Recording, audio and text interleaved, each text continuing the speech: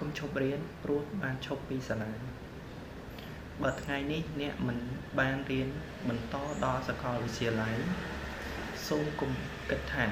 ការសិក្សារបស់អ្នកបានបញ្ចប់សាលាអាចបញ្ចប់បានប៉ុន្តែការរៀនមិនគួរបញ្ចប់ទេមានមនុស្សជាច្រើនដែលមិនបានបញ្ចប់វិទ្យាល័យឬមហាវិទ្យាល័យប៉ុន្តែពួកគេមិនដែលឈប់អភិវឌ្ឍខ្លួនឡើយពួកគេរៀនពីសៀវភៅរៀនពីបទពិសោធន៍រៀនពីអ្នកជំនាញរៀនពីព័ត៌មានថ្មីហើយរៀនពីកំហុសរបស់ខ្លួនសញ្ញាបត្រអាចជួយបើកទ្វារឱកាសខ្លះប៉ុន្តែការរៀនជាប្រចាំជួយឲ្យអ្នកបន្តដើរទៅមុខ